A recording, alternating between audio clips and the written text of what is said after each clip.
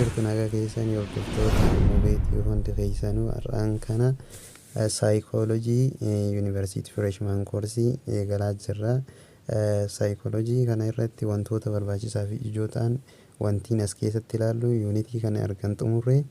After completion of this unit you will able to know wantoota gadii kanan ilaalla. Describe basic psychology concept, psychological concept describing gonna comparing the construct the major theoretical perspective in psychology. Compare if construct ni gonna theory why perspective yaadrimeedhaan psychology compare gonna kan contract gonna jechaadha. Okay, kanin itti aanu immoo discuss different in the similarity between sensation and the perception. Unit 2 keessatti ilaalla jechuudha. Perception maali, sensation maali kan jedhu ni ilaalla jechuudha gadi fageenyaan. Comparing the contrast different learning theory. Learning theory gosa garagaraatu jira. Unit 3 keessatti ilaalla jechuudha. Learning theory san similarity isaa, difference isaa compare contrast goona as keessatti jechaadha. Kan itti aanu immoo summarize motivational and emotional process kan jedhus unit itti aanu keessatti kan ilaallu ta'a.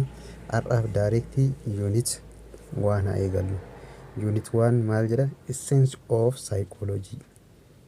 Essence of psychology, learning outcome or objective. Objective yookiin outcome learning kana maal akka ta'e asii gaditti ilaala jechuudha. At the end of this chapter, you will be able to define psychology. Ergan unity kana xumurte psychology define goona. Psychology maal akka ta'e define goona jechaadha. Kan itti aanu show historical root of psychology as science.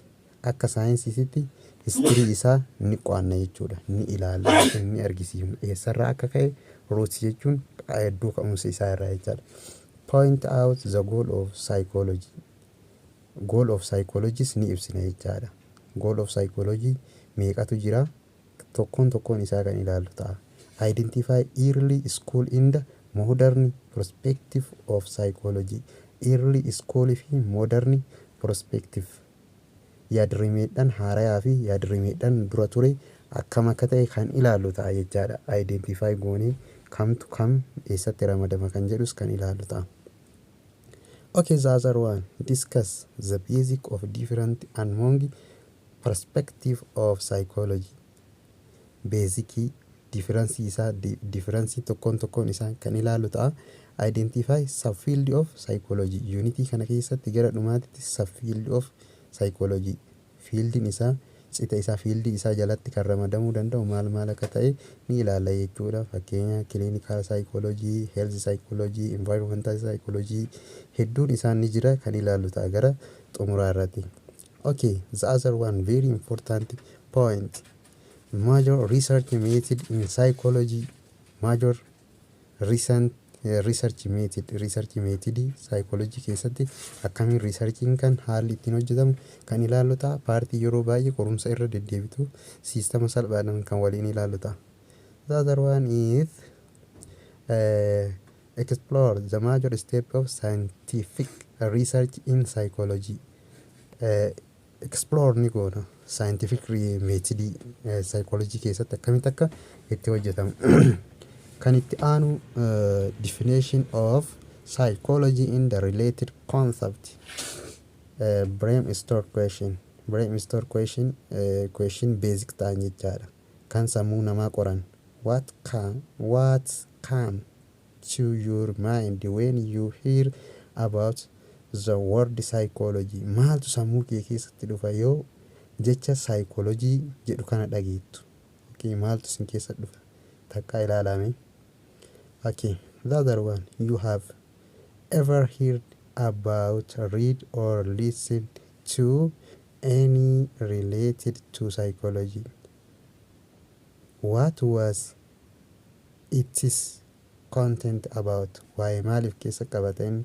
Did you appreciate it? Why maalif? What do you expect from the course in psychology? Course isaa kana irraa maal eeyda? What do you expect? Okay, direct haa eegallu. Psychology derived from Greek word psyche and logos. Psyche jecha jettuu fi logos jecha jettu jecha Greek lamarraa dhufe psychology.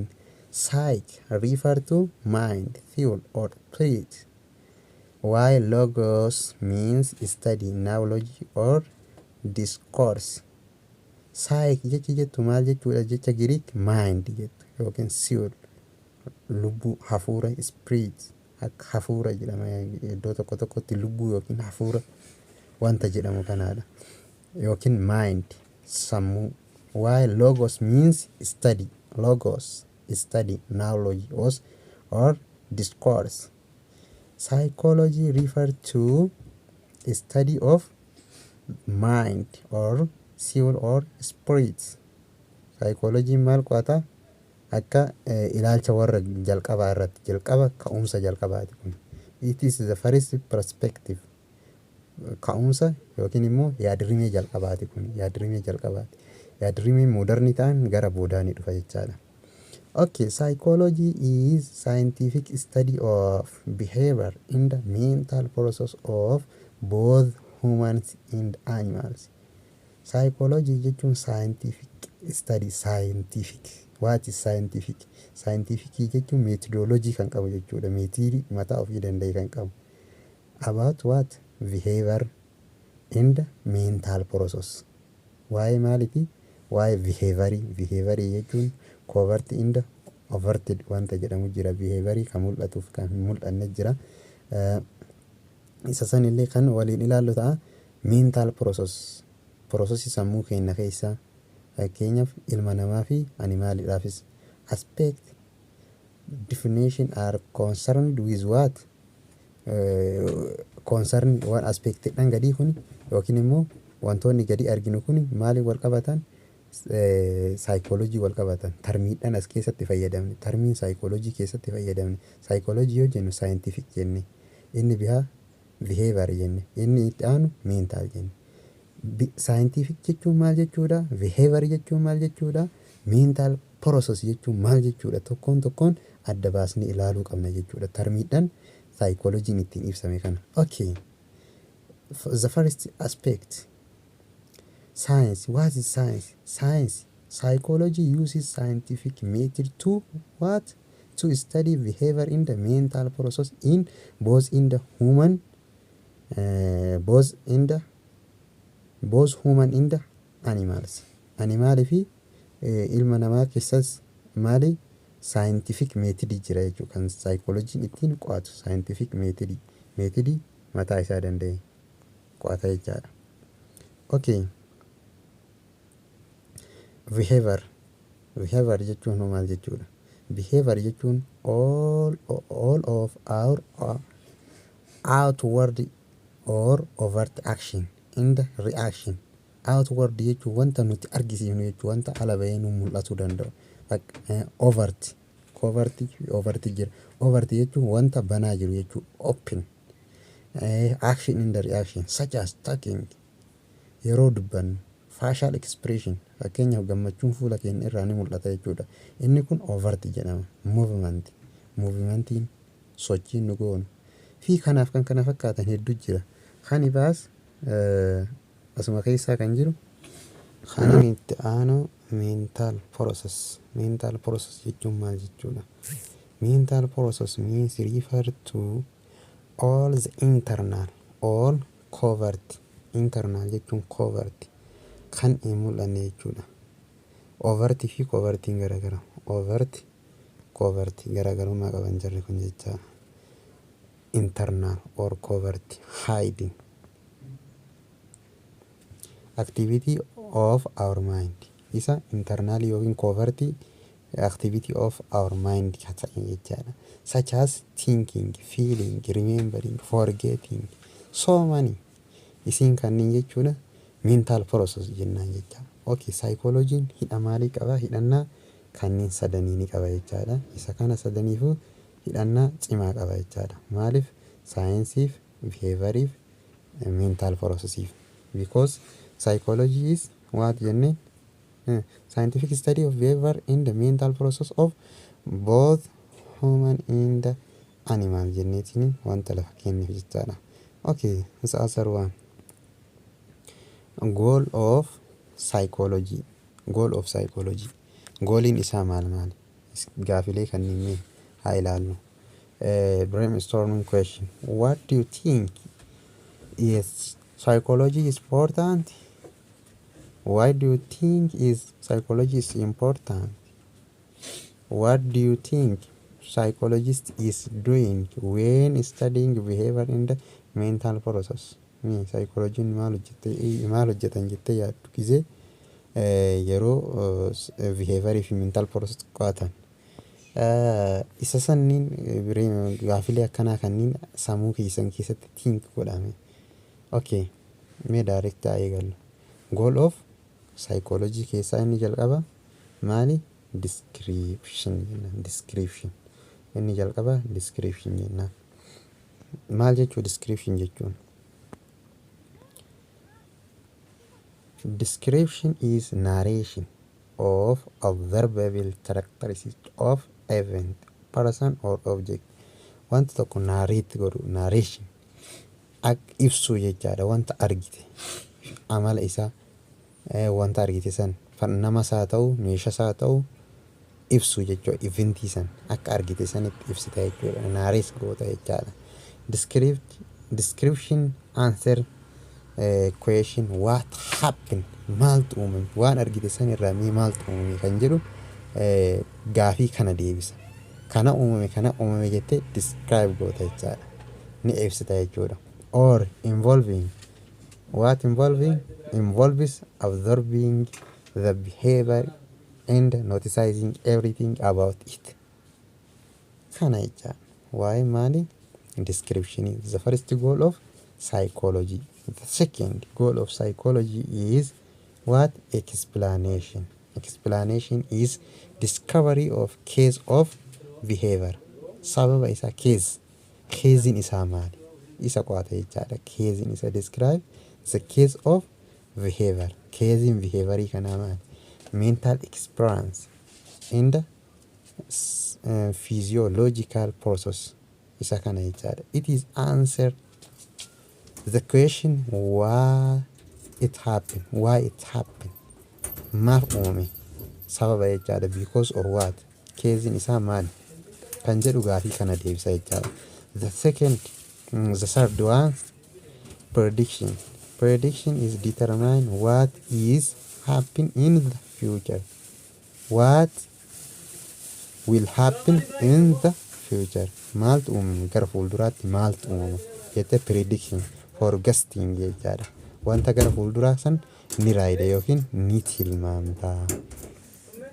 Inniin afuraffaa goal of psychology keessaa control or influence. Influence jechuu dandeetta jechuudha. Influence. Control or influence. Control gochuu amala tokko control gochuu danda'uu qabda jechuudha. Fakkeenyaaf control or inni kun control jechuun control or modify or change of behavior from undesirable one. Kan desirable waan tokko irraa wanta hin barbaachisne tokko amala badaa tokko irraa gara amala isa biraatti, amala isa gaariitti. Fakkeenyaaf barataan tokko hin qo'atu haa jennu, isa san qo'achuudhaaf control gochuu waan ta'e wayii yookiin ni adabda baanish gooteetiniin wanta undesirable hin taane irraa gara desirable akka qo'atuuf influence gochuu dhiibbaa adda addaa irratti gochuu. Maatiin fakkeenyaaf ilmaan isaanii irratti dhiibbaa gochuu akka qo'ataniif. Kanarra amala badaa irraa amala gadheetti fakkeenyaaf nama sigaaraa dhugu tokko yookiin immoo nama sigaaraa dhugu tokko akka hin dhugne influence godhanii wantoota adda addaa godhaniitiin isa san jijjiiru behaviorii isaa san gara tokko jijjiiru jechuudha. Yookiin immoo peer pressure illee ta'uu ni danda'a jechuudha. Hiriyyaan maanu amala gaarii osoo hin qabdu sababa hiriyyaa sanii walitti hidhatte yookiin immoo hiriyyaa influence hiriyyaa saniitiif gara amala badaatti jijjiiramus ni dandeessa jechuudha. Lamaanuu ibsuu ni danda'a. Control is the process of regulating change in behavior or mental experience. Ammaan inni kan hin biraa kan hin ilaallu Historical background in the major perspective psychology. Historical background in psychology maal akka ture kan ilaallu ta'a jechaadha. Okay. Psychology is relatively new field. Psychology kun relatively new field. Relatively yoo jennu maal wajjin wal bira qabneeti fakkeenyaaf akka saayinsii garaagaraa baayoloojii, keemistirii, herreega kanneen wal bira yoo qabne yoo ilaallu new field dha. Jarriin suni jaarraa maal before Christ Greek durii jenneetiin yeroo yaamnu before Christ yookiin dhaloota Kiristoos dura jaarraa hanganaa keessa wantoonni akkanaa ture kan jedhamu kunniin ni jira jechuudha. Garuu immoo saayikooloojiin kan hin eegale bara 1879 dhiyoodha jechuudha. Naannoo waggoota 200 kan hin caalu 200 hin ga'u already akkas jechaadha. The modern psychology is deeply rooted in the what? The older discipline of philosophy and physiology. Modern psychology kun sirriitti kan irratti xiyyeeffatanii yookiin deeply rooted kan irraa fudhatan yookiin ilaalcha gadi bu'iinsan kan irraa kaasan maal irraa xiyyeeffannoo isaanii yookiin qo'annaa isaanii kan irraa kaasan filosoofii fi physiology irraa kaasan jechaadha. Okay, maaf akka irraa kaasanis ni ilaalla jechaadha. Yaada isaanii kan achirraa kaasanii isa san deeply qo'atanii booddee garas jijjiiran. Ashi, the official birth of psychology is often traced to 1890 at the University of Leipzig in Germany by what? Wundt. Nama Wundt jedhamu kana modern psychology kun kan dhufe jechaadha. Bara kam dhufe? Bara 1879. Wilhelm Wundt established first psychological laboratory dedicated to scientific study of mind. Psychological laboratory established William Wundt. William Wundt, the father of psychology jedhetiniin kaaya jechuudha. Matsaafota hedduurratti the father of psychology is William Wundt. Gaafirra isinii dhufuu dandeessi. After psychology became an independent field of study, different view or perspective were developed. Erga psychology maal ta'e independent field of danda'a ta'e yaadotaa fi yaadrimoota garagaraatu develop ta'e. Fakkeenyaaf early school of psychology kan jennuuntu jira. Early school of psychology thought of schoolii keessaa kuni. Early school of psychology maal jedha? Wantoota early school of psychology kun garaan naannawa 5tu jira. Isaan keessaa inni jalqaba structuralism. Edward Teichner kan jedhamu kana nama kanaan purpose day jechuudha. Yaadni kun isa kanaan dhiyaate. Maal jedha inni? The conscious mind is considered as subject matter of psychology jedha. The conscious sammuun keenya sammuun kaka'umsa qabu kun active sammuun keenya kun maal irraa ka'ee jedha akka maalitti fudhanna jedha subject matter of psychology ittiin fudhanna jedha. Goliin nama kanaan Edward Teichneridhaan warra durfamu kana structuralism kana jechuudha. Perspective kana yookiin yaada kana maali kaayyoon isaanii goliin isaanii structuralism is what? To find units or component or element of conscious mind. Isa kana barbaadan jechuudha. Unit, element, component, unity dhan kunniin hiika isaanii tokkuma. Kuni maali? Conscious mindidhaaf elementii kana kanarraa ijaarame jedhaniitiin yaadan jechuudha. Elementii kanarraa. There by conscious mind is made up of 3 immediate mental experience. Inni kun unity dhan kun maal fa'a?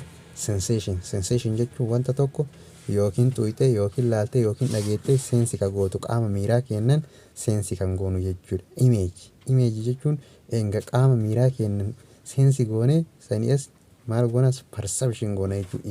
Image ta'uu isaa percept goona yookiin ni fudhanna jechuudha. Eegisiisan booddee maal goona? feeling waan ta'e wayii argisiifna, feelingii ta'e wayii argisiifna jechuudha. Result isaa kennuudhaaf kana jechuudha. Conscious element kan jennuun. Conscious element kan jennuun kana jechaadha. Seensi ni goonu waa kamiyyuu nama fayyaa qabu yoo ta'an seensi gochuun kennan oolu itti samboodee maal goona image goona yookiin immoo wanta akkanaati jennee sammuun kenna percept godha jechaadha. Kazaan feelingii wayii kenninaaf jecha waan saniif. Okay, the other one is introspection. Introspection jechuun haala gadi bu'insa wanta tokko ittiin qo'annu maal akka irratti hundoofnee qo'annu. Employed to study such immediate conscious experience of what human mind. Isa kana jechaadha. Kan inni itti aanu immoo functionalism. Functionalism the second what early school of psychology dha. Eenyu hundeesse who is founder of functionalism? William James. In this year bara kana keessa jechuudha. Nama hanga bara kana keessa jiraatedha. William James is the founder of functionalism. Functionalists criticized structuralism for limiting themselves to analyzing content of mind. Maal godhan warri functionalistii kun criticized godhan ni qeeqan warra maali structuralism kana wanta jarri maal qofarratti hundaa'aniif analyzing content of what mind. Content of mind jechuun sensation, perception kanniin haala jarri gadi bu'insan partii yookiin immoo elementii isaanii irratti kan yaadan kana maal godhanii kana ni qeeqan jechuudha. Okay, isaan maal jedhan contentii qofa osoo hin taane isaan amma develop godhan jechuudha. Maal akka hojjetamu psychological process are adaptive, allow human to survive what the mind does. Adapt godha jechuudha. Adaptive ka yeroo tokko qorumsarra wanti tunni dhufti. Processing kun adapt yookiin allow human to survive. Namni tokko akka iddoo san jiraatuuf maal godha adaptationiidhaaf ni gargaara jechuudha. Adapt godhee naannoo qorraa tokko namni tokko jiraachuudhaaf adapt godhee jiraata. Okay. Akkamitti sammuun keenya isa san adapt godha yookiin functionii san ni qo'ata jechuudha. Functionalism subject of study of what? Functionalism maali? Function of mind. Dalagaa yookiin immoo function of mind kan jennuun kana jechaadha. Goals of study to determine how mind affect what people do. Kaayyoon isaa goaliin isaa maali? Study to how mind affect what people do. Sammuun keenya maal godhata akkamitti namni wanta tokko dalagu yookiin affect akka isa godhu wanta dalagu san isa san qo'ata jechuudha. Wanta function sammuu keenyaa sun wanta namni dalagu sammuun keenya akkamiin affect isa godha kan jedhu qo'ata. Okay, method of study keenya baay'ee murteessaadha. Method of study keenya introspection fi measure of performance dhaani karaan ittiin qo'annu. Introspection dha karaan ifamu measure of performance dha. Akkaataa wanta tokko ittiin hojjetamu kan waan measure goonu jechuudha. Safartuu performance keenya dalagaa keenya jechaadha. To understand mental process and behavior respectively. Introspection maali fi understand mental process dha. Mental process keenya understand godhuudhaaf measure of performance keenya maali fi behavior keenya jechuudha. Measure godhuudhaaf. Okay, the third one is Gestalt psychology. Gestalt psychology eenyudhaan propose ta'e Max Wertheimer kan jedhuu fi his college coworker warroota isa wajjin hojjetu college isaa keessatti warra isa wajjin hojjetan isa kanaan dhufamanii Gestalt psychology kun jechuun perspective kun early schooling kun jechaadha. Gestalt psychologists argue that the mind is not made up of combination of elements rather than holistic aspect. Jarri kun maal godhan sammuun keenya wantoota garaa yookiin elementii irraa hin uumamne jedhan. Sammuun keenya the whole yookiin immoo maali configuration dha jedhan. holistic jedhama bakka ilaalcha holistic aspect qaban jechaadha jarri kun sammuun keenya akka waan tokkootitti maal jedhan irra gadii kanatti the German word kan jedhamu gestalt jechuun German word jecha Germaniiti jecha Greek osoo hin taane jecha Greek jedheetiin isin shawwaduu danda'a jecha asirratti be careful. German word gestalt refer to form maal jechuudha form jechaadha wall configuration or pattern jenna gestalt jechuun.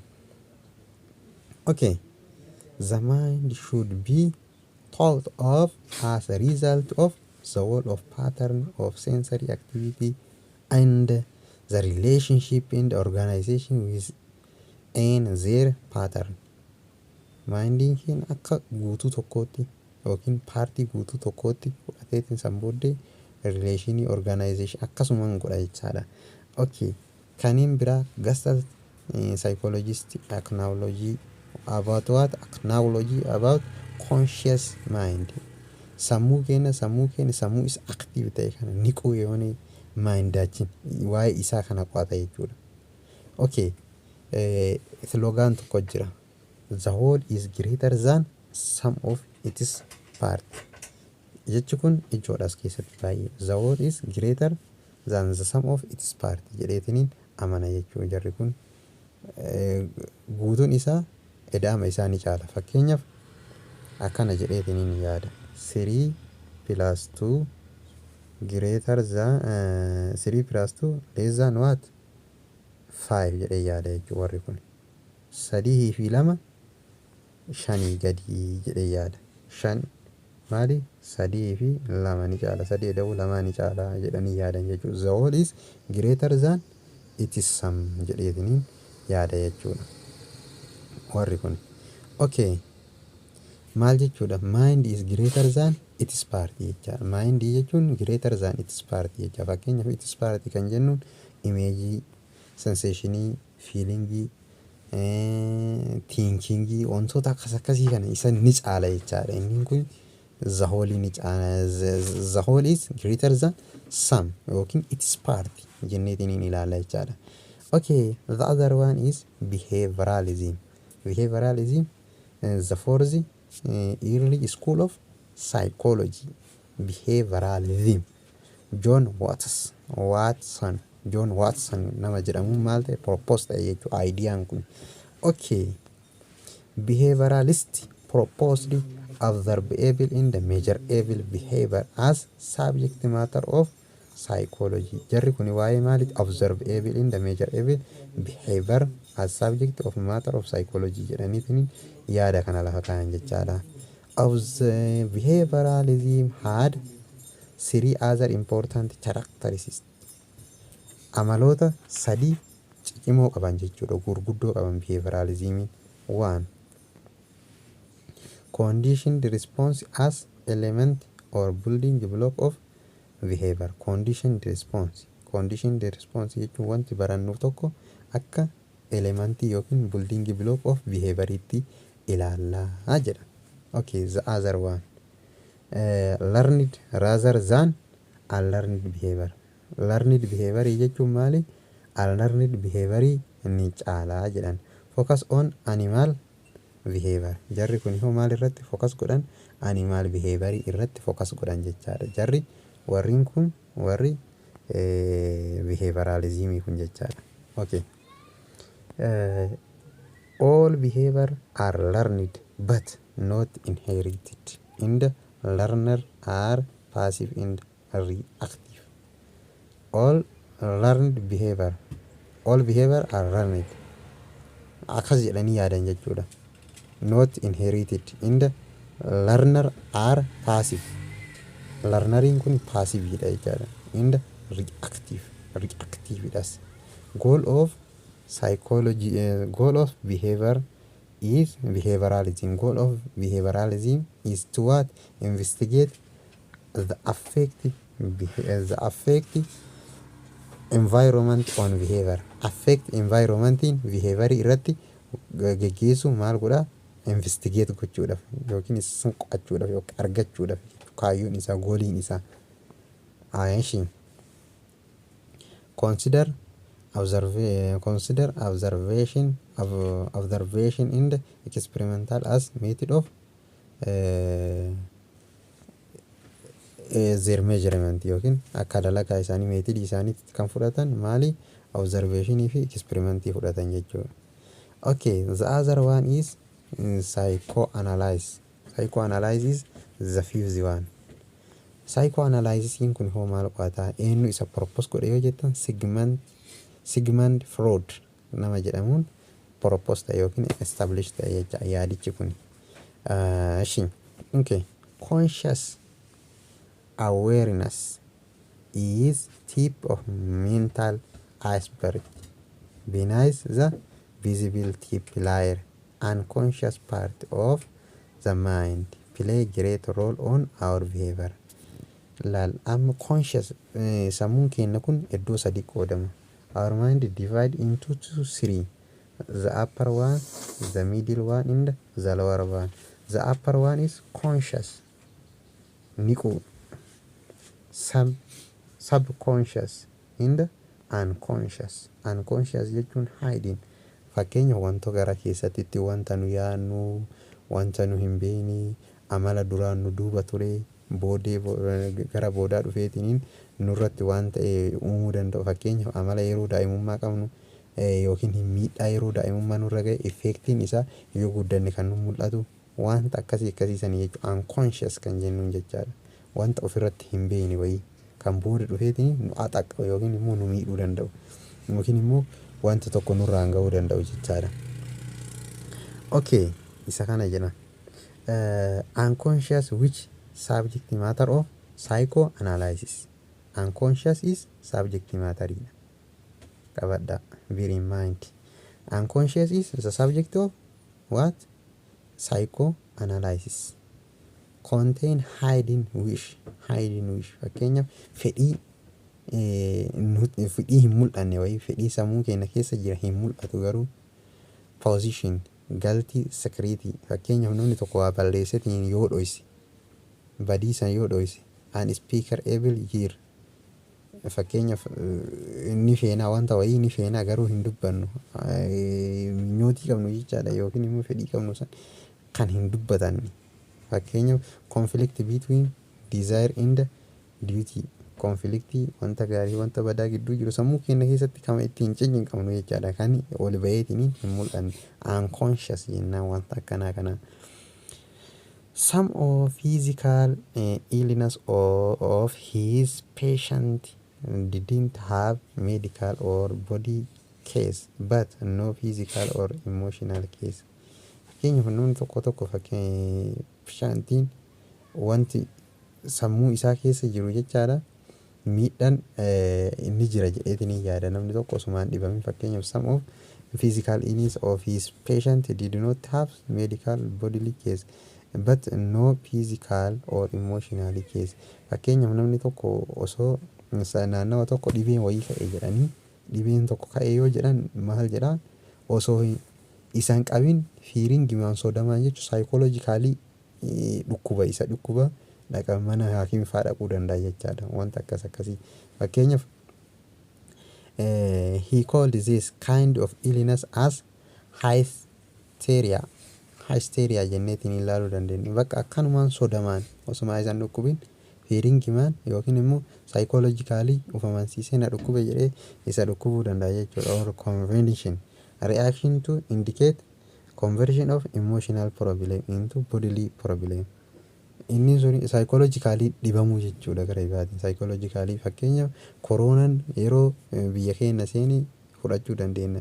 Koronaan na qabee jedheetu osuma isan qabin gariin mana haakimaa galuuf maatirraa adda bahuuf alaa yoo galee xiqqoo yoo qofaan isa qabee haala garagaraatiin jecha deemetiin psychologically dhibama jechaadha. Hysteria jedhama inni kun. Okay, inni biraa immoo conflict in the emotion traumas that had occurred in early childhood can be too threatened. Fakkeenya yeroo daa'imummaa wanti si mudate wayii balaan tasaa si mudatuu danda'a. Inni sun yeroo guddate irratti sirra mul'atee miidhama isaa san arguu miidhamee jira. Fakkeenyaaf dubara takka daa'imummaa yoo gudeedamte dahumsa irratti rakkoon isiirra ga'uu danda'a jechuudha. Dahuu dadhabuu dandeessi. Yeroo deettu dhiigni dhaabachuu danda'a. Wanta akkanaati jechuudha. Wanta daa'imummaan sirra ga'e booddee kee irratti miidhaa sirra fidu jechaadha. Wanta akkasiiti jechaadha. They become hidden or unconscious and then will remain to affect the later behavior jechaadha. Inni kuni wanti guddaan maali? Unconscious idha, hidden idha, become hidden ni dhokata. Garuu immoo maali? Booddee irra gara fuulduraatti maal sirra geessa? Remain effect later behavior. Behaviorii kee gara dhumaa irratti effectii sirra uumuu danda'a jechaadha. Maaltu? Psycho analysisiin kun isa kana qo'ata jechuudha. Method of study, dream analyzing, abjuu arguu waan akkasiisanii, sleep tanger.